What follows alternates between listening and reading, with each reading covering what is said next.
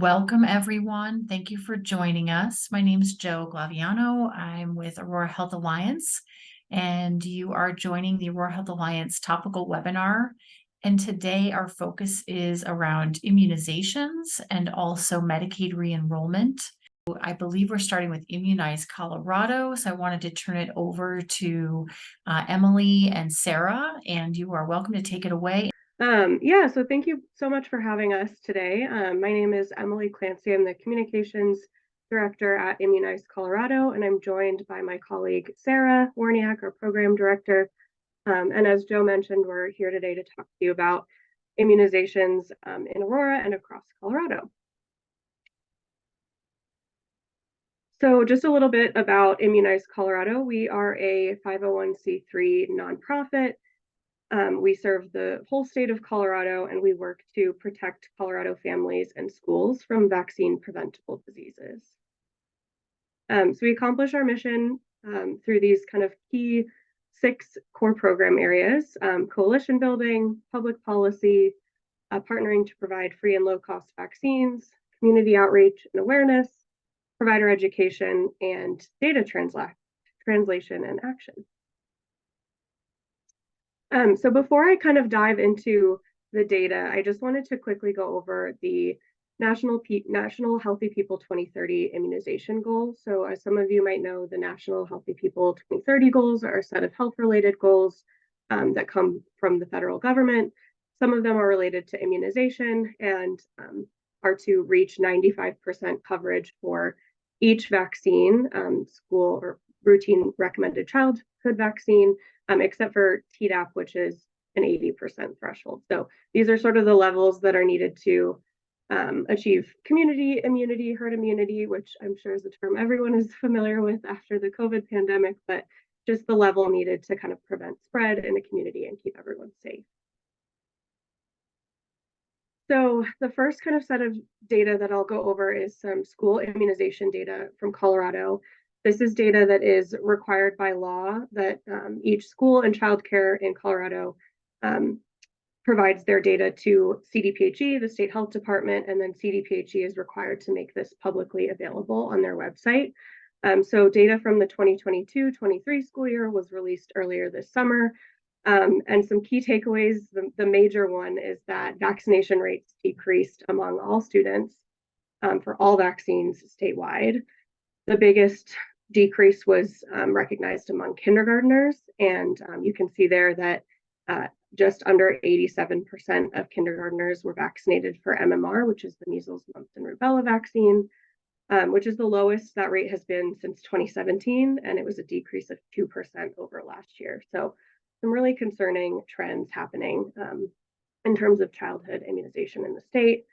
Rates for all kindergarten vaccines fell below 90% for a second year, except hepatitis B, that was 90.7. And then exemption rates increased for all vaccines for all students.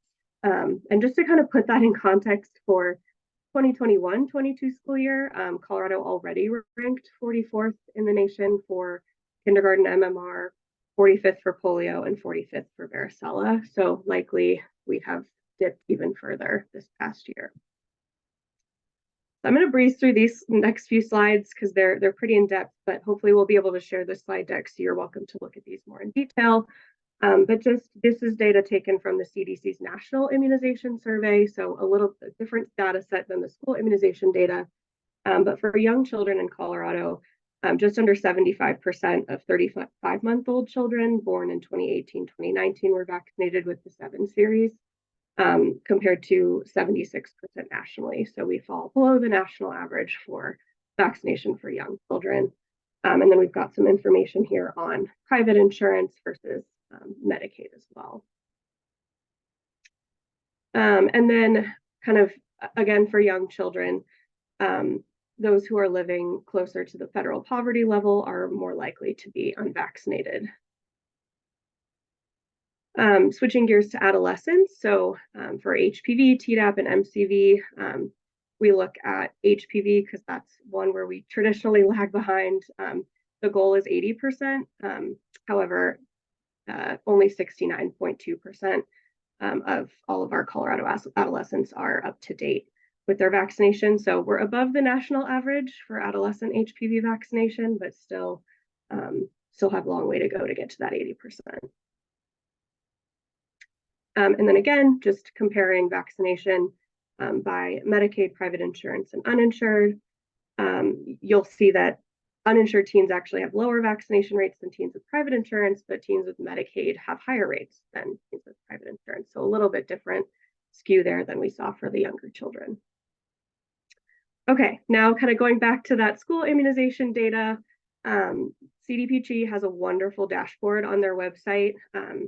We've linked to it in these slides, so you're welcome to go poke around and dig into this data a little bit deeper. But just to provide an overview, this is a screen grab of a map that they have on their dashboard. It shows K through 12 fully immunized MMR. So we use MMR as kind of a good indicator for vaccines across the board. So you'll see that for Adams, Arapahoe, and Douglas, the counties that are comprised by Aurora, are all in the green, which is essentially means they're above that 90% threshold. Adams and Douglas are above that 95%.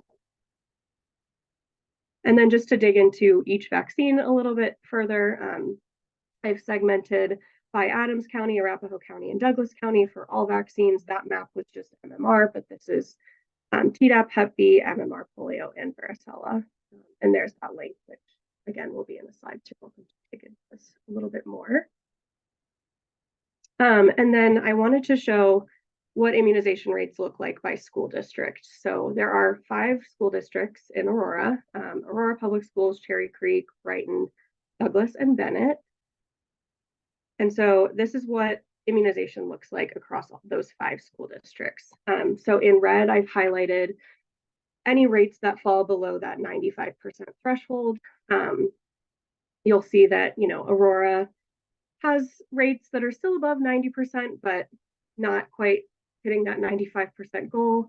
Bennett is doing a little bit better. They've got, for Tdap, they're sitting right at 60%, which is an anomaly for them. So perhaps a data error.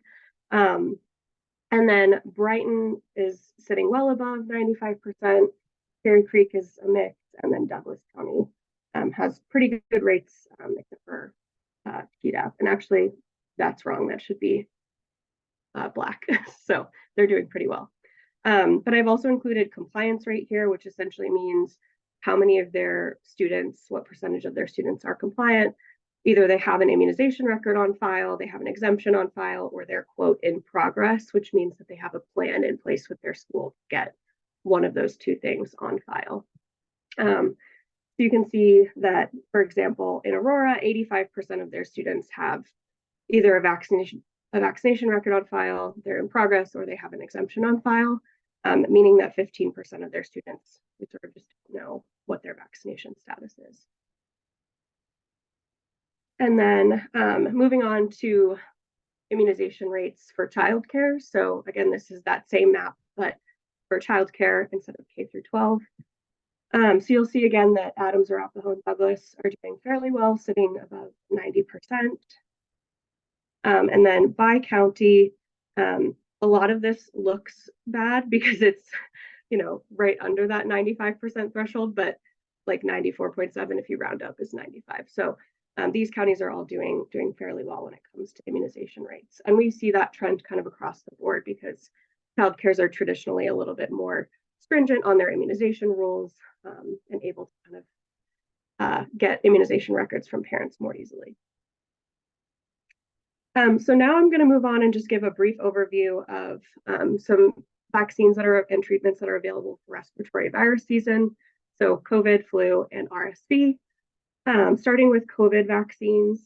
So I think as many of you know, the updated COVID vaccines are now available. They're from Pfizer, Moderna, and Novavax. And the recommendation is that everyone over 5 and older should get 1 dose of updated COVID vaccine if they've been previously vaccinated.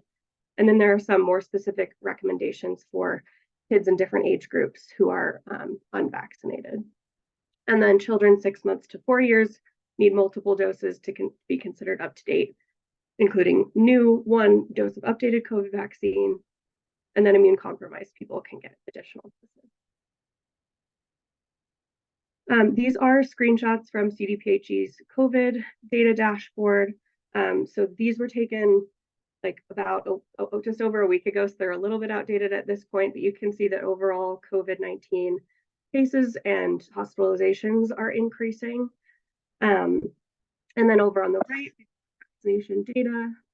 So you'll have those who are vaccinated with at least one dose, those who have completed their primary series, and then those who have completed their primary series and gotten an additional updated dose. And so you can see that we're still, generally under 50% for that Omicron dose, which is, we can attribute that to multiple factors, one of which is that the COVID vaccine was publicly available for a very long time, very easy for people to get, and now it has moved over to the commercial market. And there's just been some challenging aspects with like insurance and accessibility. And then flu vaccines. So I think everyone is pretty well aware of the burden that flu has on people every year. It causes millions of illnesses and tens of thousands of deaths. The recommendation has stayed the same from the CDC that everyone 6 months and older should get a flu vaccine before the end of October. You can get your flu and COVID vaccine at the same time. And it's now safe for people with an egg allergy to get any flu vaccine. And there are some specific recommendations for kids under 9 and adults over 65. And what we're really excited about at Immunize Colorado is these new treatments and vaccines to protect against RSV. So there are a couple of options available now to protect infants. There's nirsevimab, which you may have heard of. It's a monoclonal antibody given to infants under 8 months during their first RSV season. And then children 8 to 19 months at high risk can also get it for a second RSV season. There's also a new vaccine called Abrysvo that's been approved for pregnant women, pregnant people between 32 and 36 weeks of pregnancy. And that just works to protect their infants in utero. And then there's also Synagis, which has been available since 1998, and it's given to children under 24 months who are at high risk, given once per month during the RSV season. There are also 2 vaccines available to protect older adults. So those are Arexvy and Abrysvo, that same one that was available for pregnant women. And these are for adults 60 and over. The caveat is that not every adult over 60 should get these vaccines. They need to be given in the context of a healthcare provider conversation to determine if that's the right decision for the patient. But they're pretty effective at preventing RSV-related lung infections. And as we know, severe RSV risk increases with age. So these are really wonderful vaccines that are available for our older population. And then this is just a quick overview of what flu and RSV hospital admission rates look like. You can see that this was only as of October 1st. So again, this data is a little bit old and it may have increased, but we're just slightly ticking up for flu and COVID. But you can see that last year we had huge spikes in both flu and RSV and COVID. So we can expect to see similar trends this year. And I'll turn it over to Sarah. Yeah, so I'm just going to talk a little bit about the easiest ways to get COVID and flu vaccines. Again, now that COVID is no longer fully publicly funded and free and available to everyone, it has now gotten a little bit more complicated. So adults without insurance can access COVID vaccines through what's called a bridge program. So the CDC has subsidized essentially doses for adults without insurance. Vaccines.gov is like the best place to find where those providers are. Children without insurance can get COVID, flu, and all school required vaccines through a Vaccines for Children or VFC provider. Again, go on vaccines.gov and you can find all of the ones in the area. Accessing the flu vaccine without insurance for adults is a little bit tricky. Some pharmacies offer no or low cost flu vaccines, as do many providers in the area. It's just kind of a patchwork of who does and doesn't. And typically the copay, if you do have to pay for the flu vaccine, is fairly low, around $50. So again, definitely some accessibility issues there. And for people with insurance, we're recommending kind of going through pharmacies, Safeway, Walgreens, etc. Pharmacists can't vaccinate anyone under 3. So for those people, we recommend going through pediatrician or a federally qualified health center.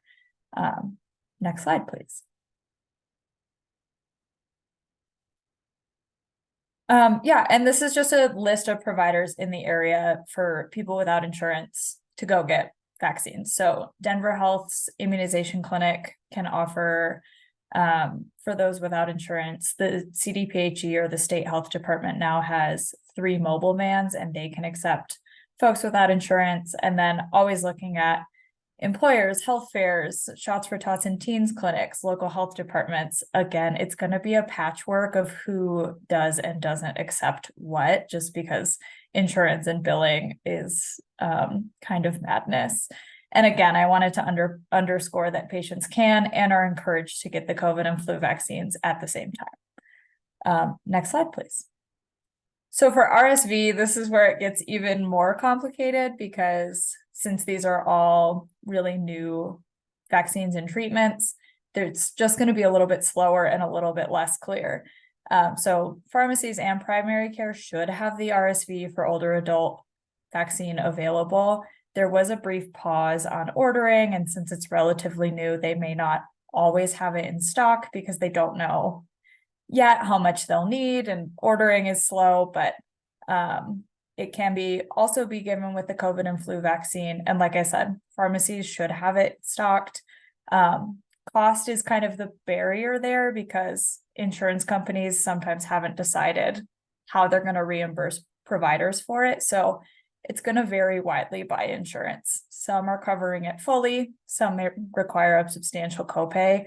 Folks should be able to check ahead of time to know what that cost is going to be. And then the RSV for infants, primary care and VFC or vaccines for children providers should have it in stock. Again, there were some pauses in ordering, and it was kind of being triaged to those at highest risk for a while. And I think it still kind of is. So it might be a while before that's super widely available, but folks who are uninsured or have public insurance, it should be available at no cost through that VFC program. And those with private insurance, again, that cost is going to vary widely. And again, it might be prioritized for folks or children at higher risk. Next slide, please. So messaging, I know we've already gotten a few questions about like how to communicate all of this. The best and like the thing that we always come back to is just sharing reputable, fact-based, and easy to understand information, and using analogies or common references to explain complex topics. It's really easy to get in the weeds and get really technical with vaccines. So keeping it as simple as you can with the public is always a good bet. And I linked just a fact sheet here. It's 10 tips for effective science communication. So if the slides get sent out, you'll be able to access that there. Another good strategy is to just share stories, especially from trusted messengers, which is someone who's representative of the community you're trying to reach. Sometimes having a face and something personable can really help motivate people and increase their trust in what you're saying. Another good strategy is values-based messaging. So understanding the root of hesitancy and building a response off of that. So often with parents who are hesitant, it's because they really care deeply about the health of their child, and trying to link a response to that can be really helpful in just getting at the root of that motivation. And then countering misinformation when it's possible, trying not to leave it unaddressed, because then it can spread and not be corrected. Next slide, please. And then what can community organizations do? So one of the best ways that we can help increase vaccine uptake is just bringing vaccines into the community. So I linked the CDPHE mobile van clinic request form. And we know that removing barriers to accessing vaccines is one of the most important factors in increasing uptake. We like to talk a lot about misinformation and hesitancy, and those are really important, but we do also need to ensure that people have convenient access to these. So if you're interested in planning a clinic, I know CDPHE is probably just starting planning their December calendar. And as we saw in the data, plenty of people still need those boosters and flu shots. So great time to get planning those. Next is just utilizing trusted messengers. So again, finding somebody who's a leader in the community, a representative of the community, to speak about vaccines, promote events, that kind of thing has been really beneficial for us. Smaller things you can do is help people organize transportation, offer support in making appointments. And then if you're finding that there's a lot of misinformation or a lot of questions, you can always plan an education event or an open community forum. You can reach out to us if you need providers or experts.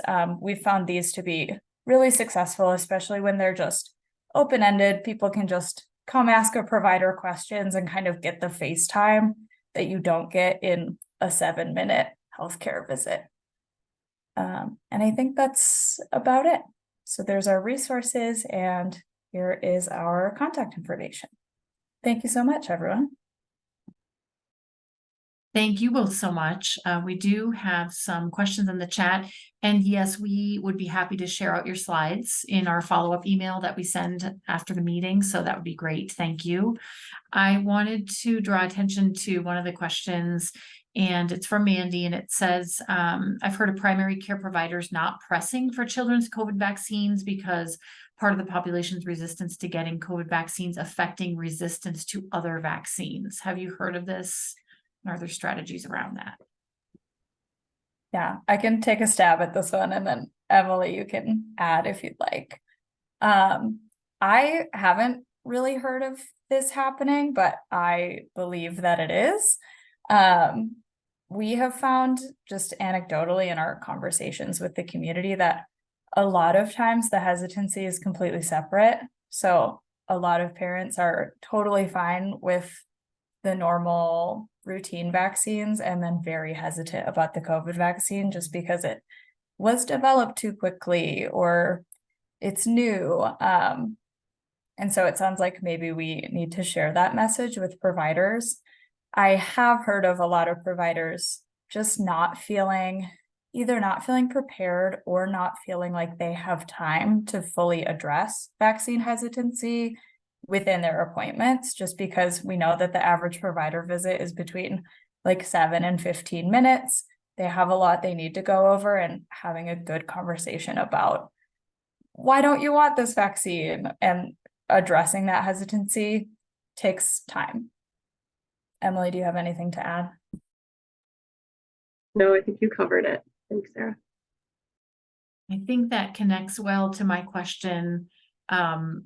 It maybe answers it, but I was going to ask the reason why exemptions have increased so much. And I'm assuming it's just misinformation, but is there, I'm not a parent, so I don't know if maybe exemptions have changed but I'm just wondering if you can speak a little bit more to that kind of increase in exemptions from vaccines and vaccination rates with school-age children.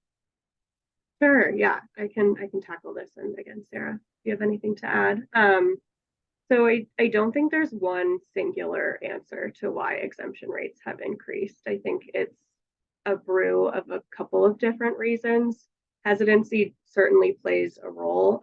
I think, vaccines have just been in the spotlight for with COVID, and more people are talking about them. And there's just more information out there. And so naturally hesitancy has increased a little bit. I would also say that access is a really big issue. Just, finding places to go to get vaccines. Doctors' offices are open, 9 to 5, and some working parents can't take their kids to go get vaccinated during those hours. So that's also a big factor. And then I would say additionally is just resources. Especially for school nurses who, are already stretched really thin with a lot of the other responsibilities and tasks that they have to manage. I just, there's not as much, there's just not as much time and energy to spend to talk to parents and get records and all that sort of thing. And again, it kind of varies school to school and district to district, but that's another issue that we've heard is happening. And so I think that's likely contributing as well. And there is, you know, a lot of these children are considered out of compliance. They might be vaccinated. It's just their parent has not gotten that form into their school. And then, you know, the exemption piece, it's, you know, yeah, I just think that there are a lot of factors that are contributing. Sarah, is there anything you would add? No, I covered it. Thank you both for being here. I've had so many interactions with people who would otherwise be vaccinated or get the COVID booster. And it's just a total lack of awareness. Oh, you need that every year? I need one again. Is there any like big PR marketing efforts to inform people that, hey, a booster is a thing? I mean, I've seen like Travis Kelce on commercials like flexing because he got both the flu shot and the COVID shot. But beyond that, is Immunize Colorado doing anything to push that message? Yeah, so we actually just completed a respiratory virus season campaign. So we're really pushing a lot of information about flu, COVID, and RSV vaccines, you know, as kind of a package deal, like here's what you need to be protected this season. I think there's still a little bit of uncertainty around whether COVID will be a yearly vaccine. It's sounding like it likely will be. But just until we know for sure, we're sort of avoiding that messaging just to avoid confusion.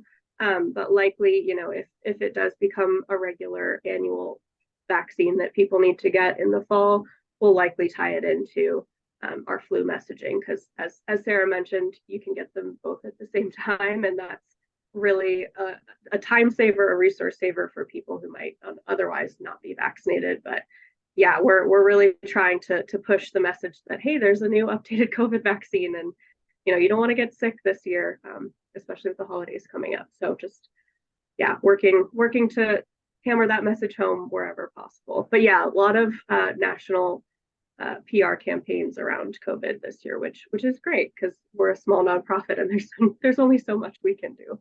So Thank you. mm-hmm. Great. Thanks, Emily. Thanks, Sarah. And if you have other questions, you can always send them along. We can pass them on to Sarah and Emily as well after the meeting.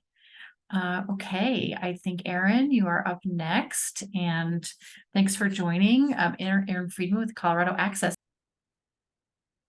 So this, again, is an overview of kind of the overall statewide outreach timeline for members. What's circled in red there is what the RAE and CHIP plans and case management agencies are specifically doing in regards to outreach. So on the next slide, I kind of call that out a little bit more. Just that RAEs and CHIP plans and case management agencies are reaching out each month to all members who have a redetermination date in that month. We are placing an emphasis on our medically high-risk members for live telephone outreach to remind them that they're due for renewal, and particularly if they have not yet taken action on their renewal, letting them know that needs to happen. We're using a variety of modalities to do this outreach. And then the RAEs have the option to do a warm handoff to Connect for Health Colorado for any members who are losing coverage due to being over income. And on the next slide, I will just show a little more detail there. So again, this is in the green boxes, things that all RAEs are doing.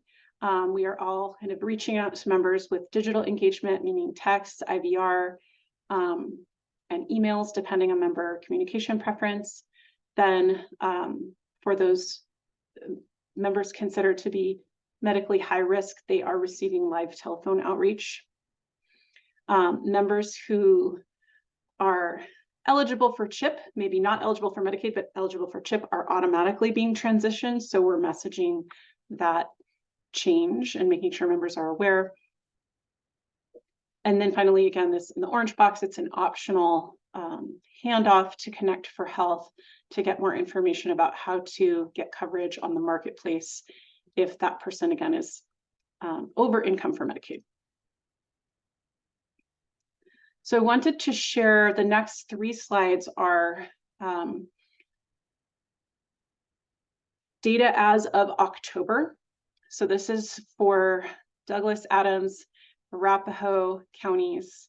So this is just for regions 3 and 5, which we serve Colorado Access.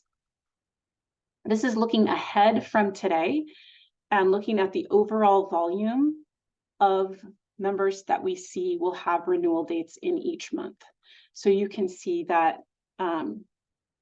we have a larger number leading up to that cutoff date in May 2024, which is when kind of everyone should have renewed during the PHE unwind. But renewals do continue beyond the end of the PHE unwind.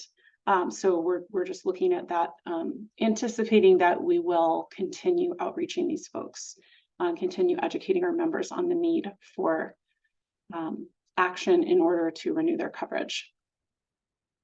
On the bottom of this slide, the graph that you see is looking back to January of 2023.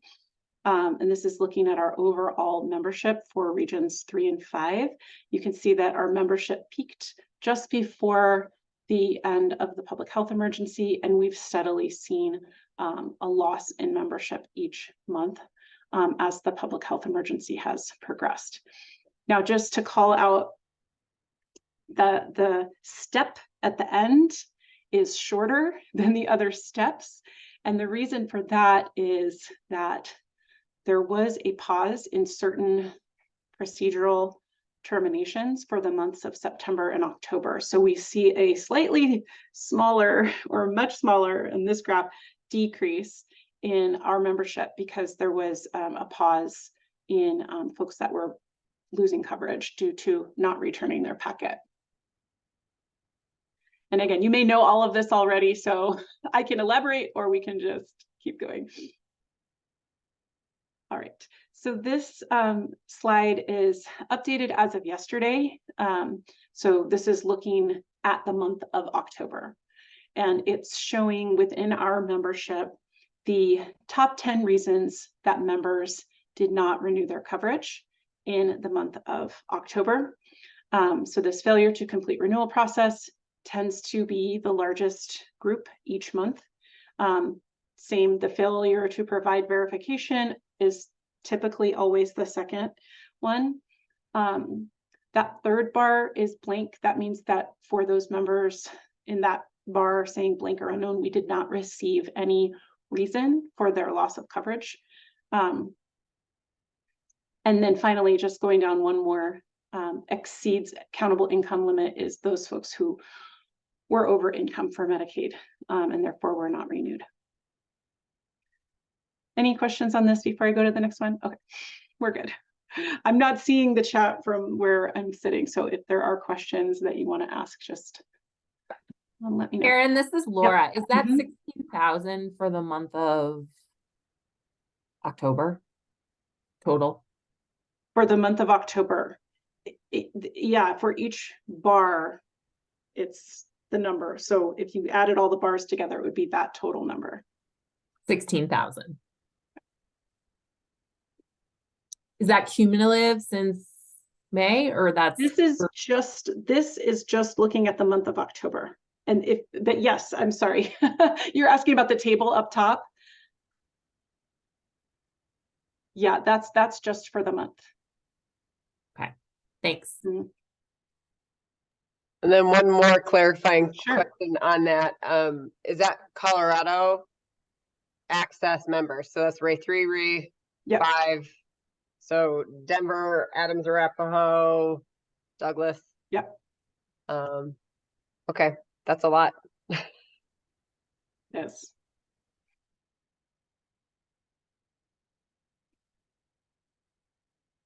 It is, I agree. And then this is just the last kind of data focused slide showing the outreach that our teams do each month.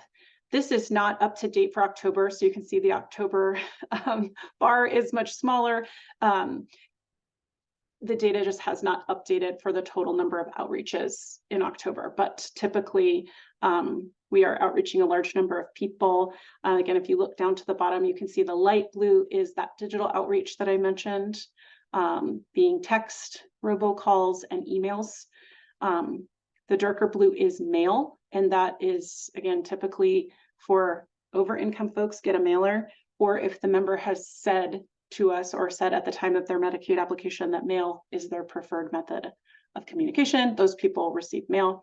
And then finally, the gray is that live telephone outreach focused on medically high-risk members.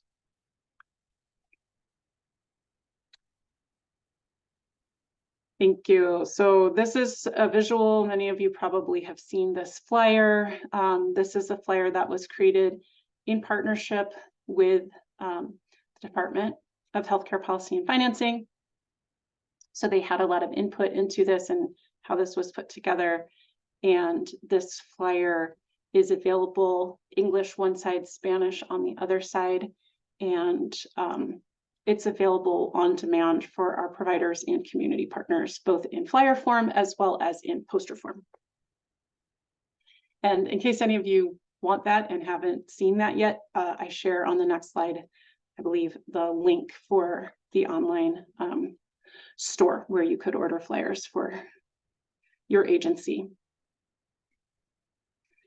And then, we're doing a lot of outreach to providers to make sure that in their trusted messenger role, they're able to educate their patients as they come through, and particularly that they're able to see which of their patients are due for renewal in any given time frame, so that they can, specifically reach out to those folks or have a conversation with them when they're in the care setting.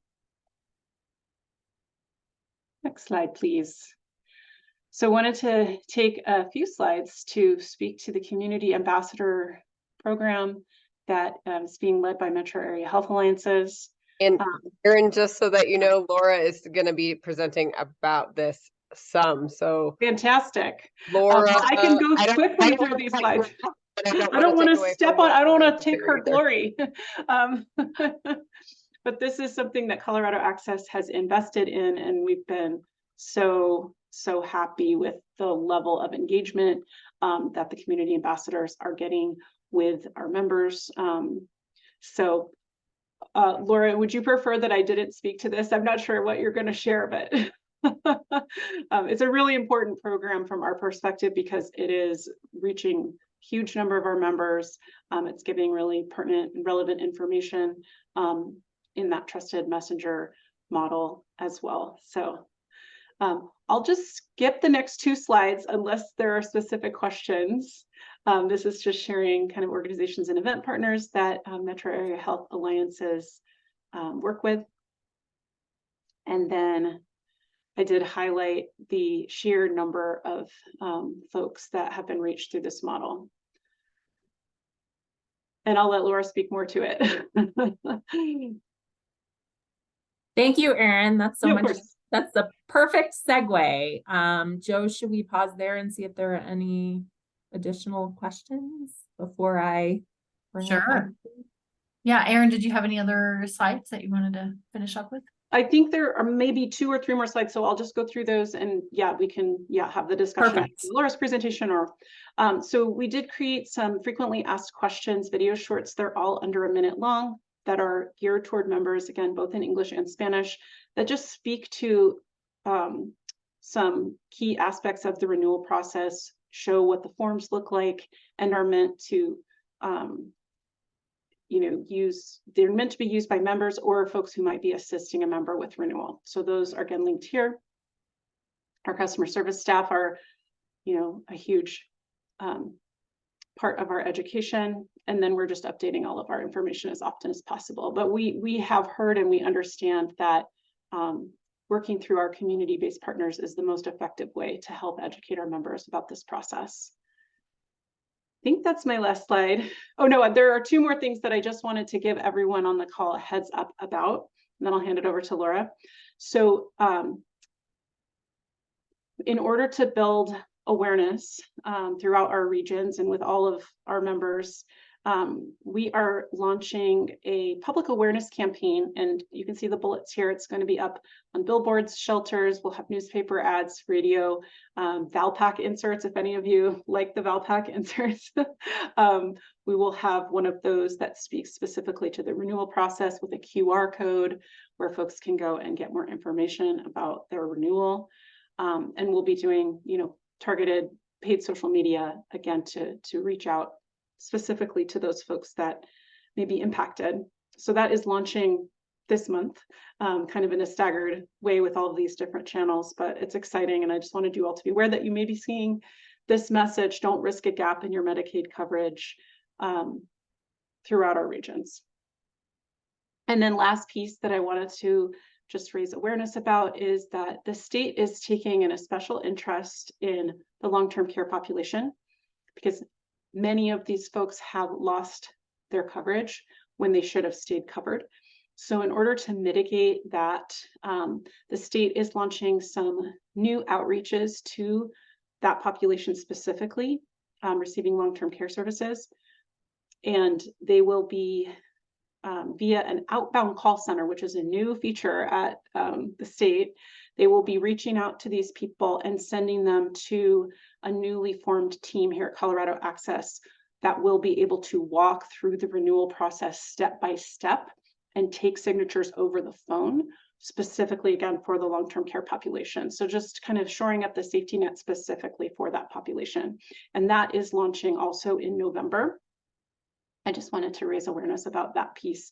It is not something that can be referred to other than via this outbound call center at the state. So it's unfortunately not a widely available resource for all of our partners, but for folks who receive long-term support services and need help with renewal, they should be able to access that.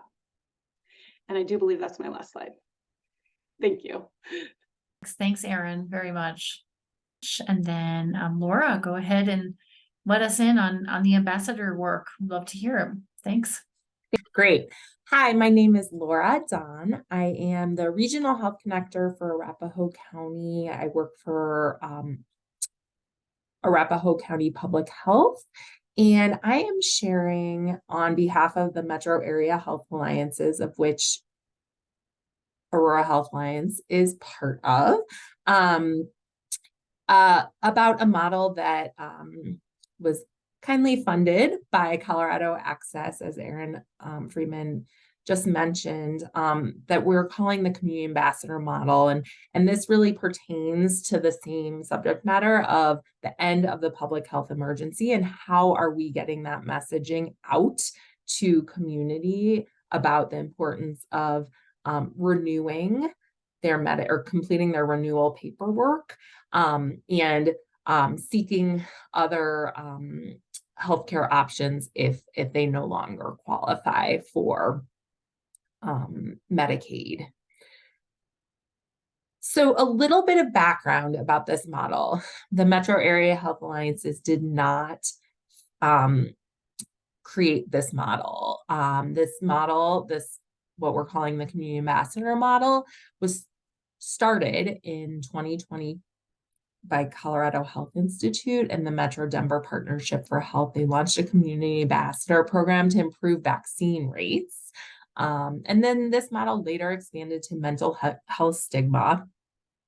And now we are implementing through the Metro Area Health Alliances this model to really reach community and some of our harder to reach communities with messaging around the end of the public health emergency and what that means for Medicaid coverage. So a little bit about the Metro Area Health Alliances. It includes Aurora Health Alliance, Adams County Health Alliance, Jefferson County Alliance, and the Mile High Health Alliance.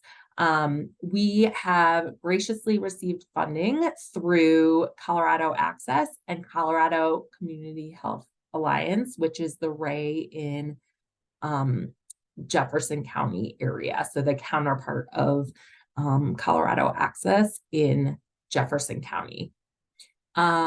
We received funding last year and then received a second second pot of funding from Colorado Access in June of this year to continue to fund the work through the end of renewals, which is April 2024. As Erin mentioned, this is a staggered renewal process or an ongoing renewal process. Each member has a different month in which they are up for renewal. So what is the goal of the community ambassador model in general? It's really to get capacity and partner with community-based organizations to reach the underserved populations to improve health. And so that's the similarity among all of these programs that I mentioned. Similar to what Erin shared, but here's a list of the community-based organization partners that we have been working with for the end of the public health emergency Medicaid continuous coverage work. You'll see on the top those organizations within the Colorado Access region, and in the bottom, those organizations we're partnering with in the Jeffco area. So what has the role been of the Metro Area Health Alliances in this project? We are providing technical assistance, so content, resources, updates related to the end of the public health emergency. These organizations are not subject matter experts, or weren't subject matter experts, are becoming subject matter experts in this. And we are bringing the information to them to then distribute how they see best fit to their community. We facilitate community practice meetings monthly. These are meetings where the community-based organizations themselves come together. There's usually some topic or learning opportunity, and then opportunity to network with each other and provide and to share resources, share best practices, share what's working, share what's not working, and to receive support from each other, and then also from the Metro Area Health Alliances. We also see our role as providing feedback to support this end of continuous coverage work, which, as you can tell from both Erin and mine presentation, it is all hands on deck, lots of organizations working towards the same goal, which is to keep individuals covered, individuals and families. And so we're, our role as we see fit has been to provide feedback from the CBOs to both Colorado Access and CCHA, as well as to our state Medicaid office, or HCPOF. This is very similar to the data that Erin showed, but I just want to note that of note, over 80,000 people have been reached since May through this particular program. Some of our organizations, or I would say most of our organizations, thanks Erin, are distributing flyers.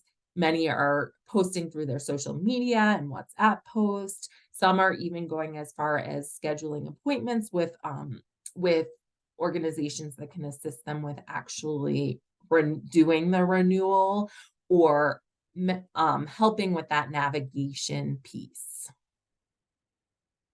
I'm going to pause there, see what thank you all for your time, and then also see what questions you all have. Laura, can you share something that you hear at the weekly meetings that's working well, just to kind of give folks an idea of what works well around the messaging? Yeah, I think a lot of the individuals, or I'm sorry, community-based organizations we're working with provide some sort of case management services or have connections with individuals and families who are perhaps on Medicaid. And so one organization in particular I'm thinking of has built in sort of a screening question to their intake process around, do you know if you've received your renewal packet yet? Do you know about Medicaid renewals? And is there any assistance that you need? And so just figuring out ways for each organization to kind of creatively build what they can into their normal workflow, I would say has been the biggest lesson learned. And they're wanting to help with this, right? We all want to see our population, our communities covered, whether it be on Medicaid or through Connect for Health Colorado or some other insurance plan.